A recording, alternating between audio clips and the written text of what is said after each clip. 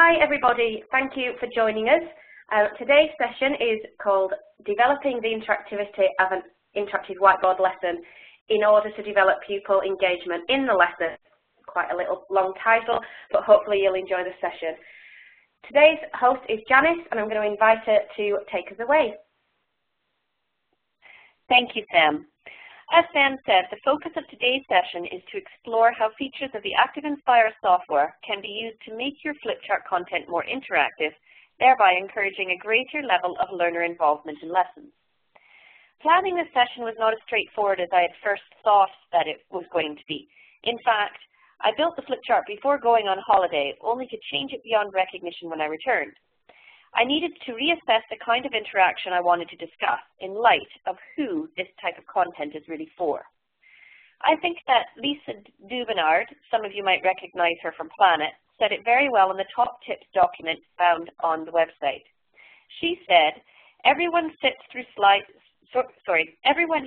to sit through slideshows and lectures, even adults. When considering the role of the student in the lesson, attempt to create multiple opportunities for interaction, response, and feedback. You want the students actively participating in the lesson, not just serving as a passive audience to a presentation. When thinking of the different ways that learners can interact with the interactive whiteboard, I tried to break my ideas down into three main categories. Things that could be dragged and dropped, how text could be manipulated, and click to action. After chatting extensively with Sam, we decided that the best way to demonstrate potential interactivity using these three main categories was through examples, examples, and more examples.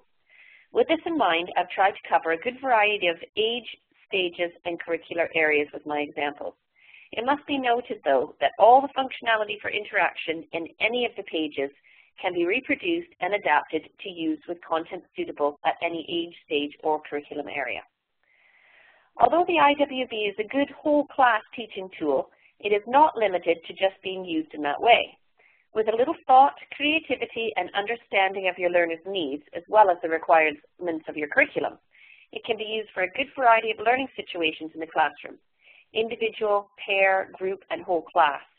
It also has place in all types of classrooms, be it traditional classroom, the integrated classroom, or the flipped classroom. As I move through the examples in tonight's session, I want you to view the pages through the eyes of your pupils.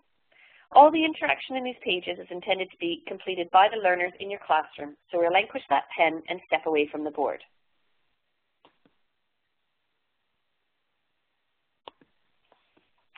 Using flipchart content does not need to mean hours of preparation. Some of the most effective lessons that I've seen in the past have used basic skills of the software very effectively. So, do you want to spice up a spelling lesson? Do you want to get your learners enthused about a new language? Or how about encouraging them to build on previous knowledge to consider next steps? Why not try magic writing to do this? So magic writing, we're going to use our pen tool, and if I was doing this with my class, I would invite one of my pupils to the board and ask them to select the magic ink, the magic pen. So the magic pen has the ink color white in this case. And then I would ask them to write a word on the board.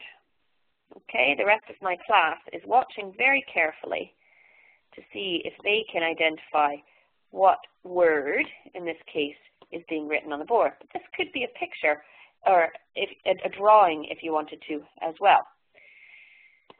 We could then ask, does anybody know what it is? And then using our fill tool and changing the background color, we can magically reveal that writing on our board, and we can see what that word is. So as I said, this could be used in loads of different ways. A very, very simple idea, but very effective, used a little creatively as well. Why not allow your learners to create their own pages to share with others?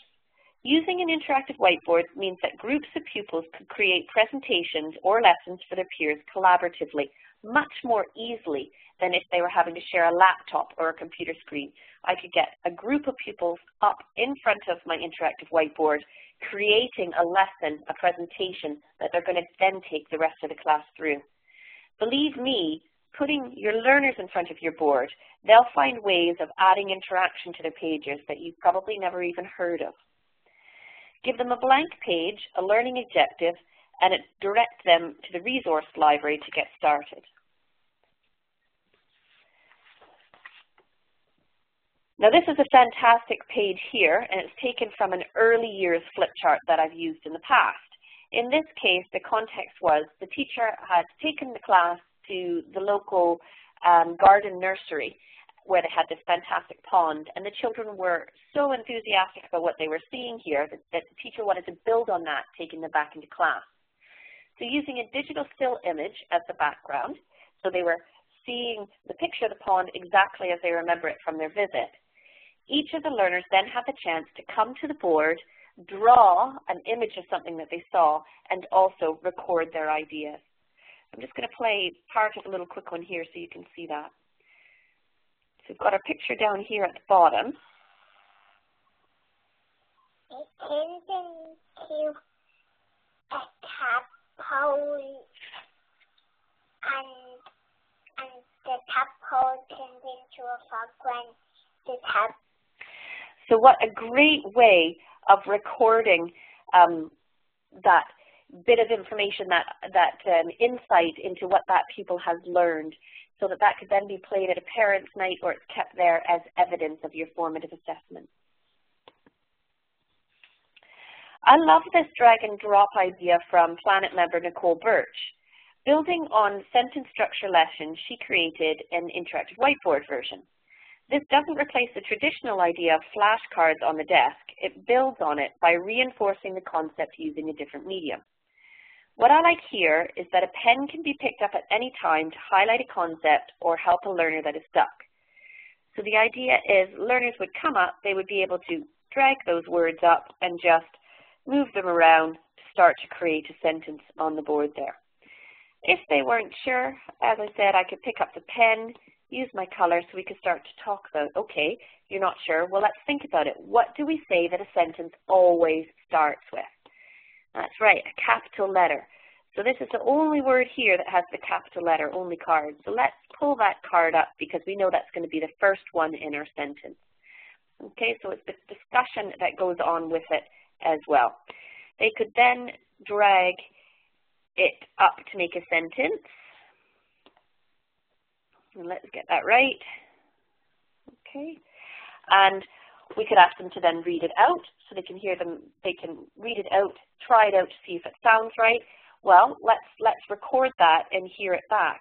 So in our tools menu, under more tools, you have the sound recorder, and I've just created a little quick link to it on my page here. So I could start the recording. It is a big fish.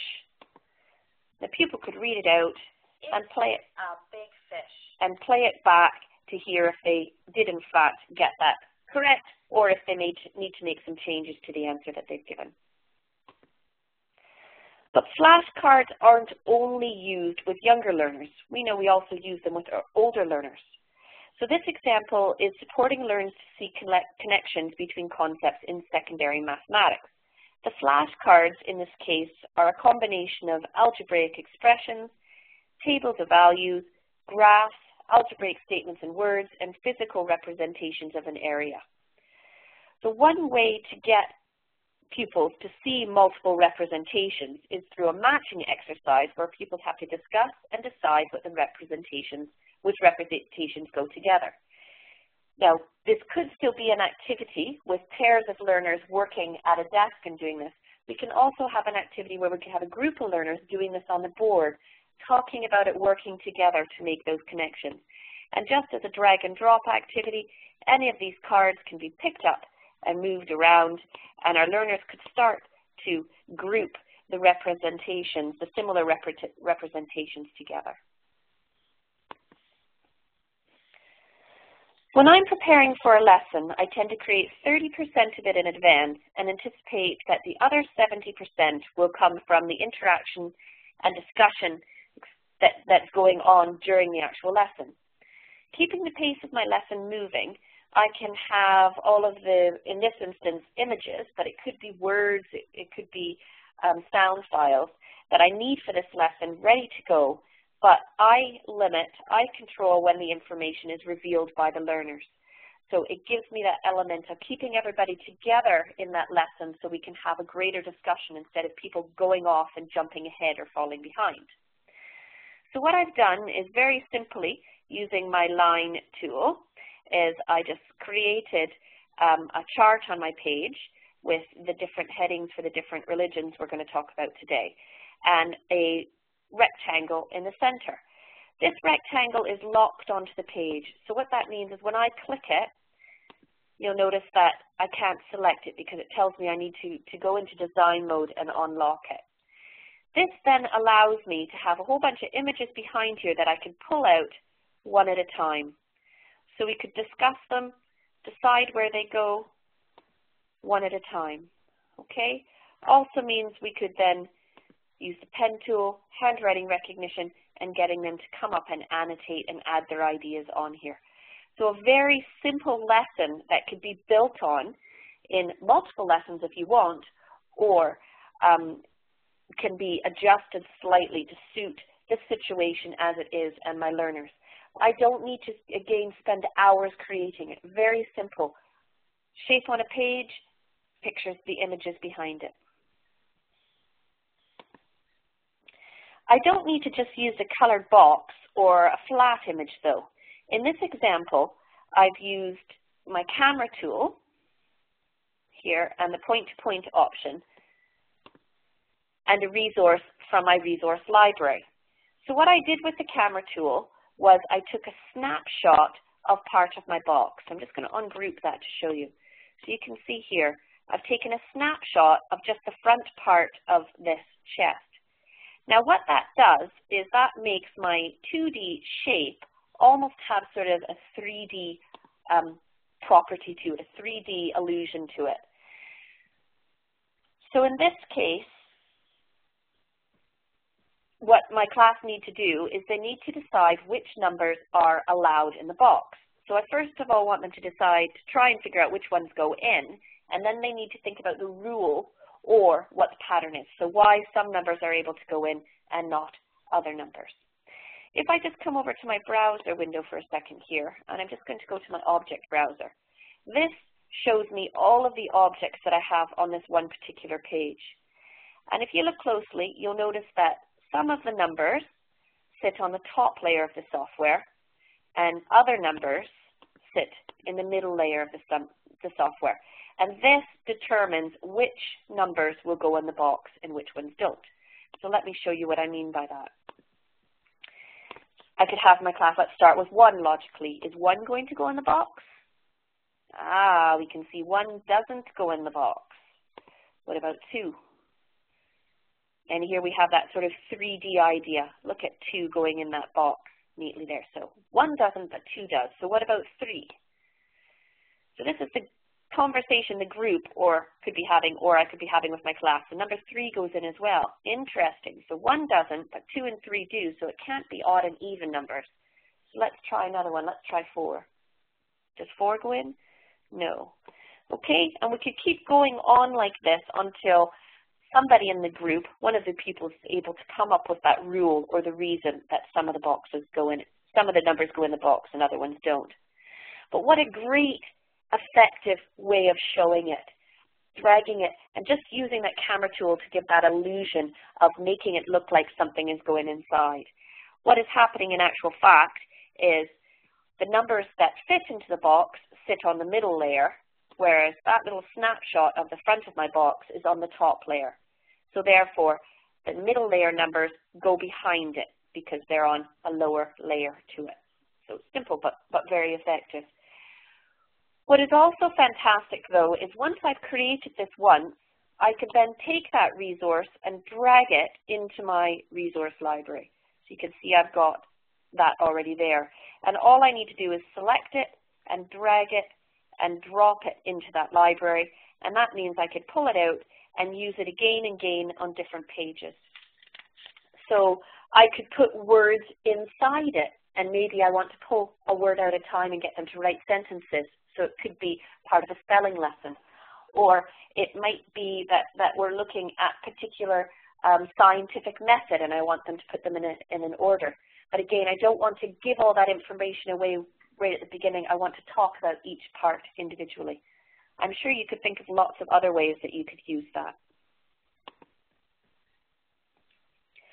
Sometimes it can be difficult for learners to find all of the hidden objects. So as I've shown you in that first example where I had the orange rectangle and all of the images hidden behind, that was a nice small area. So as long as they clicked on the relative center of that shape, they were going to be able to pull a picture out.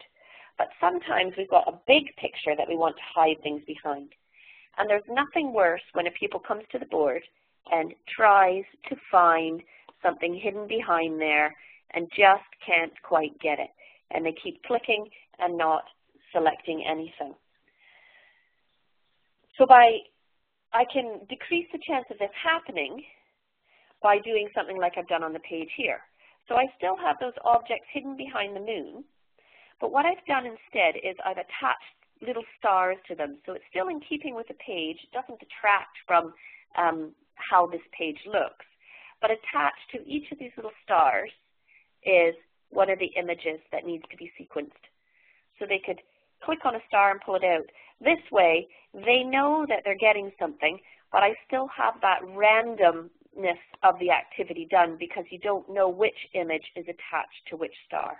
So we could pull that out, and then they could start to decide where that would go on their timeline, okay, or in the sequence. I also love that Evie, who created this page, has also added or has also used the hidden action to include the correct answer for the problem.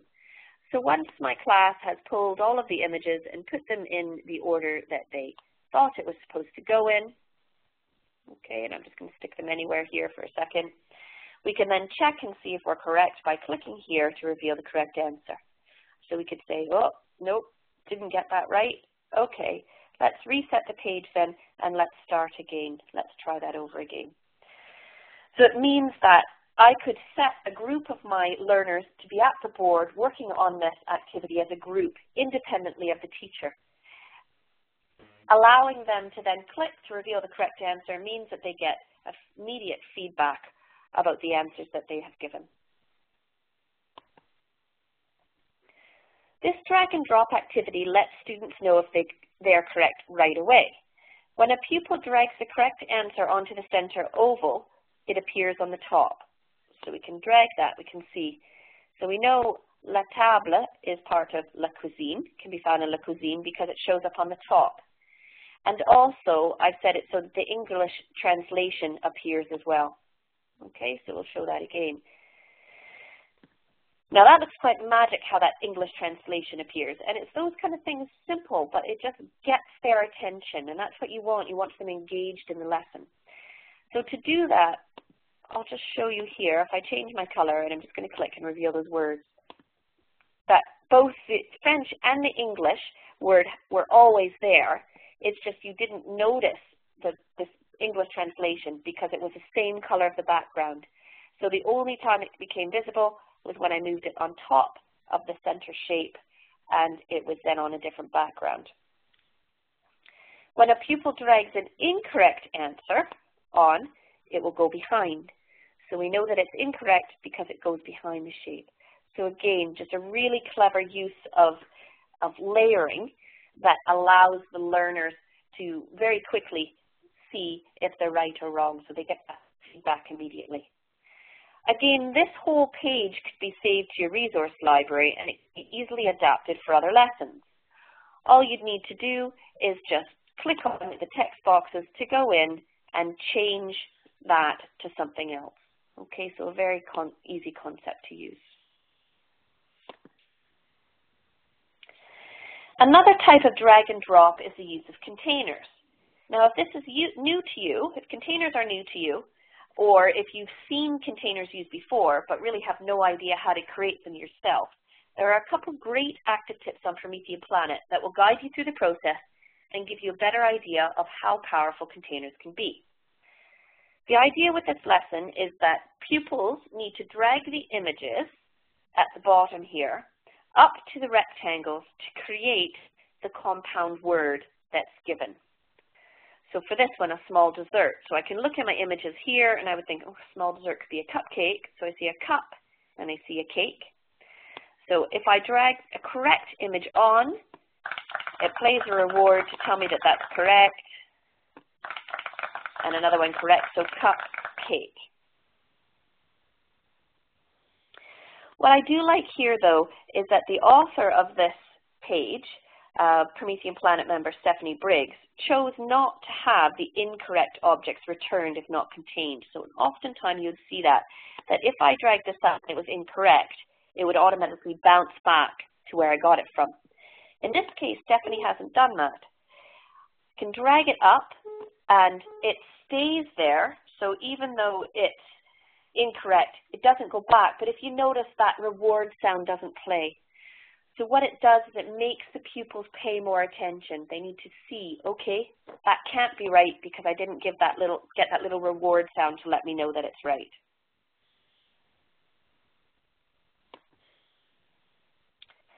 Magic Ink is another great interaction tool that can be used in a variety of ways to get pupils more involved in the lesson. In this example, it has been used to get learners thinking about the next topic that they'll be studying. The white over the image, so you can see here, was just created by using the pen tool and just setting it to a really thick pen, and then we use white. Okay, so I could then draw over top of my picture. What I can also do is use a shape and then make sure that that shape is on the top layer so that it sits over top of the picture.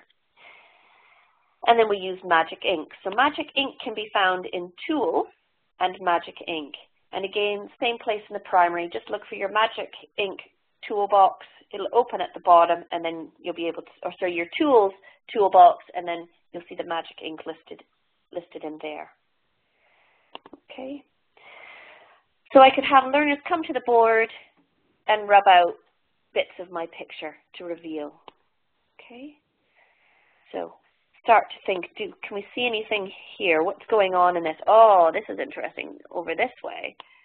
Okay, so what's happening here? So just a different way of getting them thinking about what they're going to be learning about. So once we start to rub it all away, okay, we get a better idea. So let's use our clear annotations to take away all that top layer and reveal the whole picture. So we can see here that we're going to be studying coastal erosion. So what do we know about coastal erosion? Can somebody come up and give us some ideas using our handwriting recognition? Somebody could then come up and write their ideas on here so we could start that brainstorming, what we know that the learning that they're already bringing to that lesson, and then we can start to think about what they want to find out about it. What are we going to learn about it? Okay, so building on that learning. A quick search for Magic Revealer on Promethean Planet will bring up examples of tools that Promethean users have created using Magic Ink. So one has been used on this page to very clearly show the devastating effects that hurricanes can have on the landscape. And in this case, they've used images from the Hurricane Katrina that happened in New Orleans several years ago. So within this little object here, my little spyglass, is actually an object made using the Magic Ink, and then it's been grouped with these lines to make the little magnifying glass. Now I could just use my Magic Ink as it is, and what I have is a before picture of New Orleans, the New Orleans coastline on the top, and underneath it a after picture. The before picture is on the top layer of the software because Magic Ink only works on the top layer, and the after picture is in the middle layer. So we could just use that and rub out to reveal. So we're looking through the top picture to see the picture underneath. So I like to use a tool for something like this so you can see. Look at that change. When we move across, we can see what it looked like before. So we get really good sense of the devastation that this hurricane has caused on this landscape. We can really see that before and after. So this kind of activity, this is great for showing things like before and after or changes over time. so that they can get that idea of what it looked like now and what it looked like back then. Drag a copy is another very useful feature of the software. It allows you to make available only the objects that you want your pupils to use for the lesson, therefore limiting distraction that might occur if the whole resource library was open to them. So in this case, we're designing a garden, so we're looking at design. And I've given a whole bunch of objects here that they can use to represent specific parts of their garden. As you can see, when I hover over top of the objects, I get this little hand and a plus, and that means that this has been set to drag a copy. So now, whenever I click on that, I get infinite copies of that particular object, and I can start to build up my page. To set drag and drop onto an object, all I need to do is select it, go into the Object Edit menu, and then select Drag a Copy down here. And as I say, that then gives me infinite numbers of those shapes, infinite copies of those particular shapes. So we could drag out, we'll have some flowers here, create a flower bed. Okay. Also like to give them that option of just having a bit of freehand here. So instead of having to have my tools here, which again can be a distraction, I want to roll that up. In my browser window, I have something called action browsers. And one action that I can do under drag and drop here is I can set an object to action my toolbar to open, in this case my shape toolbar. So all I need to do is drag that drag and drop action onto that image, close that up, and now when they click on that, it automatically opens up their shape, and they can use any of the shapes or the freehand shape as well. Okay, so just again, focusing my pupils' attention, giving them rein to create something on their own using the tools available within the software, but also just narrowing down and keeping them in line with what I want them to focus on and instead of getting distracted by other things that are there. Actions are another way that interactivity can be added to the flip chart. Now this feature is really a webinar topic in itself, so I'm just going to demonstrate a couple of quick examples in this particular session. If you're interested in finding out more about actions, keep an eye out for the advertisement in our 2013-2014 webinar schedule, which should be coming out soon. So looking at actions. In this example, the action hidden has been used. Each flag is being used to action the correct name, the correct country to appear underneath it. Okay, so when I click on the flag, it then reveals which country that flag is from. I can click on it again and I can hide them. So to do this, I need to use my action browser, and we're going to use current selection. So I want the flag to action the object to hide. So I select the flag and click hidden. I then want to select the target, and I know that text 4 in this case is Germany, the word I want. Click OK.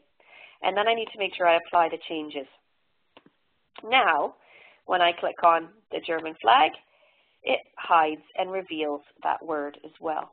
Okay, so quite straightforward to do when you know how to do it. So the idea with the lesson is learners could come up, choose the handwriting recognition, write on the line the country that they think these flags are from, and then be able to check and see if they got them correct by revealing the correct answer.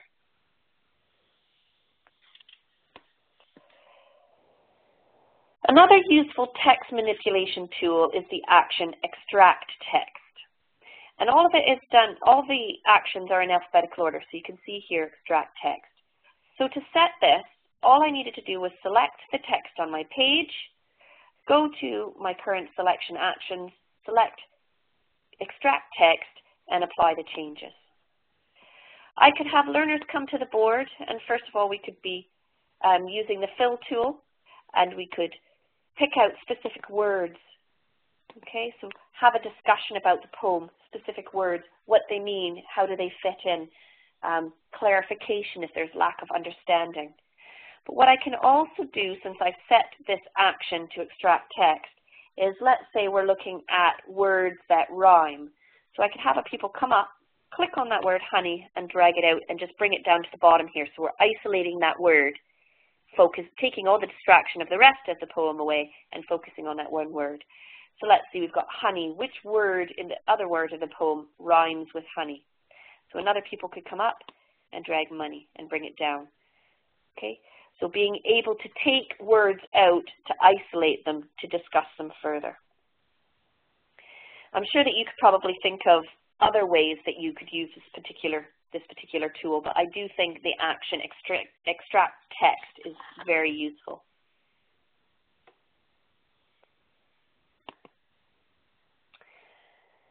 I really like this example, which I've adapted from Planet user Cal Hathaway, that makes use of the action append text.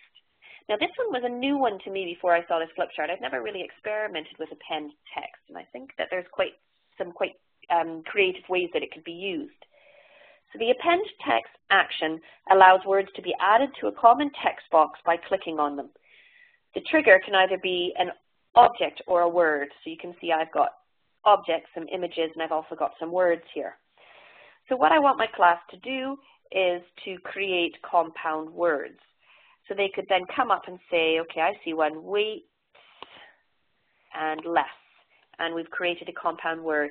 So when I click it, you can see it then places that text where I want it to go. We could then reset the page, and let's have somebody else come up and do it. And this time, we would maybe start with a picture, and this time the picture is still puts that word that I want up there because of how I set the page up, and we could add another one there. So we could have a really good discussion by getting my learners to come up one at a time and do that. It's also great because it keeps the pace of the lesson going. When they come up to the board, we don't want them to be standing for hours trying to do something. We want it to move quickly so that the next learner can come up and keep that pace of that lesson moving at all times. I could then also have them record, use that little recorder again to record themselves reading that word, saying that word in a sentence to be able to check understanding, and clicking the page reset there, and then we can reset it and get somebody else to come up and create another word. So just some quick ideas there. I hope that you found them useful today. So as I said, it's looking at just simple ways of getting your learners out of their seats, up there, involved more interactively in the lesson. There's quite a lot that I've shown you today, but as said, don't worry. I am going to take you through where I got these fantastic pages that I spoke about today. But what I'm also going to do for this particular webinar is I will put on my YouTube channel in the comments, I will put a link to where you can find this flip chart on Promethean Planet that shows all of those examples. And in the page notes, we have written what the intention of the page is and given you some tips on how to create these types of pages yourself. So if you're really interested in finding out more on how to create your own lessons using these types of interactivity that we've shown, you can download the flip chart and have a play around with the pages we've already created and then reproduce it with your own examples as well. So if you liked the Promethean Planet examples that I used and spoke about today, you can find them yourself by doing the searches as suggested on the pages here. Okay? So when it was a flip chart, I just gave you the search suggestion. The only one that I found a little bit tricky was the cut-up sentences. Just need to make sure that you're on the International English site. So the little drop down at the top right of your page will allow you to choose a site to be able to find that by searching for sentences. Although several years old and based on feedback from our older software, Active Primary and Active Studio, the top tips and flip chart fundamental documents that I mentioned have some really great ideas for interaction and involving learners in the flip chart, in the lessons. So I would recommend that if you want to find more about adding interactivity, to have a look at these documents on Promethean Planet. And I've just shown you there where you can find them under Community Active Tips. And then down your right-hand side, you'll see a heading that says Build Better Lessons, and both of them are located there. So thank you very much for listening, and I'm just going to hand you back to Sam to finish us off. Thank you. Thanks very much, Janice. I hope everyone found the session helpful, and just want to remind you where you can review all those skills that you've seen today. The first place to revisit would be your Introduction to ActivInspire course. Now this can be found under the Professional Development tab on Promethean Planet and also in the community forums. Additionally, under the Professional Development tab, you'll also find active tips. These are short video tutorials on how to complete a variety of functions within ActivInspire, including creating containers or working with Magic Ink that Janice showed you today. You're able to watch the active tip video or download it to your MP3 player if you subscribe to the podcast. All the associated flip charts can also be downloaded to allow you to practice your newly acquired skills. You'll also find some support in the help files under help in the main menu of your software. Now this series of webinar titles was selected in consultation with Babcock Education and reflects the content that was suggested by teachers within that particular region. If you do require additional training, Promethean work closely with accredited organisations throughout our channel partners and academies programme. More information can be found on the relevant Promethean Planet site, again through that Professional Development tab. We would also recommend contacting your local education support team for more information. We do have a few titles left in this particular series, and although we try to advertise locally, please do look out, keep an eye on the advertisement in the training forum on Promethean Planet. Registration for all the remaining sessions is now open. If you are a Scottish teacher, you will also find this information on the storeroom and below. Finally, Janice and I both advertise using Facebook and Twitter, and you'll see our Twitter handles on the screen now. We would always love more followers, and it's a good way to keep in contact. We would like to get word out about these webinars, and Twitter is a great way to do this.